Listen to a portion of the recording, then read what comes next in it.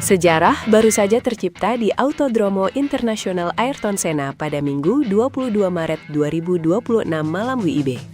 Mengukir pencapaian yang belum pernah diraih oleh pebalap tanah air sebelumnya, Veda Ega Pratama sukses menapakkan kakinya di atas podium kelas Grand Prix.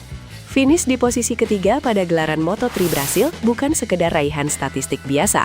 Ini adalah sebuah pembuktian teknis mengenai seberapa jauh adaptasi seorang debutan dalam menghadapi kerasnya persaingan di level kejuaraan dunia. Melihat ke belakang, sinyal bahaya sebenarnya sudah dipancarkan oleh rider asal Wonosari ini sejak seri pembuka di Thailand. Berhasil mengamankan posisi kelima di balapan debutnya, menunjukkan bahwa Veda memiliki fondasi racecraft yang solid. Memasuki putaran Brasil, ekspektasi publik tentu meningkat. Namun, tekanan tersebut justru dikonversi menjadi performa yang sangat presisi di atas lintasan. Pertarungan di kelas Moto3 terkenal dengan ritmenya yang brutal. Sebuah rombongan besar di mana slipstream dan agresi di zona pengereman menjadi penentu utama. Mampu bertahan di grup terdepan dan menyegel podium ketiga, membuktikan bahwa manajemen ban dan pengambilan keputusan Veda sudah berada di level yang sangat matang untuk ukuran seorang rookie. Mengapa hasil ini begitu krusial dari sudut pandang teknis? Dalam balapan Moto3, menjaga posisi di dalam slipstream train tanpa merusak tepi ban, script, adalah seni tersendiri. Banyak pebalap muda yang memiliki kecepatan murni, tetapi seringkali menghancurkan ban belakang mereka di pertengahan balapan karena terlalu agresif saat keluar tikungan. Veda menunjukkan kecerdasan taktis. Alih-alih memaksakan diri memimpin rombongan secara konstan yang beresiko membelah angin sendirian, ia memilih untuk membaca ritme awan, menjaga temperatur ban tetap optimal, dan melancarkan serangan di momen krusial menjelang garis finish. Meski telah mencetak sejarah sebagai orang Indonesia pertama yang naik podium di kelas Grand Prix, euforia berlebihan sama sekali tidak terlihat di garasi tim. Fokus sang pebalap langsung tertuju pada kalender balap yang tidak memberikan ruang untuk bersantai. Transisi mental yang cepat ini adalah karakteristik pebalap elit yang sadar bahwa kompetisi baru saja dimulai. Ya, tentunya saya akan mencoba yang terbaik. Saya akan melakukan yang terbaik di race selanjutnya, ucapnya usai balapan, menegaskan komitmennya untuk tidak larut dalam kepuasan sesaat. Tantangan berikutnya yang sudah menanti di depan mata adalah Circuit of the Americas atau COTA di Austin, Texas, akhir pekan mendatang. Secara layout, COTA adalah salah satu sirkuit paling teknikal dan menguras fisik di kalender Grand Prix. Menghadapi sirkuit yang sama sekali belum pernah ia jajal sebelumnya, tentu menghadirkan defisit data bagi seorang debutan.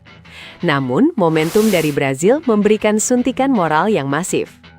Membahas mengenai persiapannya menuju Amerika Serikat, Veda memberikan analisis yang sangat rasional terhadap performanya sendiri. Dan ya, itu bakalan sirkuit yang baru bagi saya. Tapi saya punya confidence karena minggu ini saya bisa fight untuk rombongan depan. Dan yang mungkin saya akan memperbaiki kesalahan-kesalahan yang saya lakukan di minggu ini dan untuk mencoba untuk lebih baik di Amerika minggu depan, jelasnya. Pernyataan tersebut membuka ruang diskusi yang menarik mengenai apa sebenarnya kesalahan-kesalahan yang ia maksud. Dalam analisis pasca balapan, kita bisa melihat bahwa meski finish di podium, ada beberapa momen di mana Veda mungkin kehilangan momentum saat berhadapan dengan pebalap veteran Moto3 di apex tikungan lambat, atau sedikit melebar ketika mencoba menutup racing line. Di kelas di mana margin kemenangan ditentukan oleh 1/1000 detik, kesalahan kecil dalam perpindahan gigi atau titik tuharaman bisa membuang peluang kemenangan.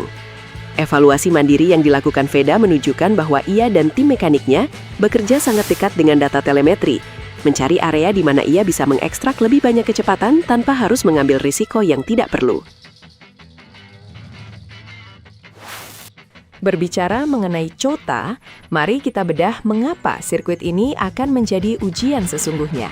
Sektor pertama di Austin terdiri dari rangkaian tikungan SS berkecepatan tinggi yang mengalir secara beruntun dari tikungan 2 hingga tikungan 6. Di area ini, kelincahan sasis dan presisi pebalap dalam melakukan transisi arah atau change of direction sangat diuji. Jika seorang pebalap terlambat sepersekian detik di satu tikungan, ritmenya akan hancur untuk keseluruhan sektor tersebut. Selain itu, COTA memiliki lintasan lurus sepanjang 1,2 km yang menuntut akselerasi maksimal dari mesin 250 cc silinder tunggal Moto3.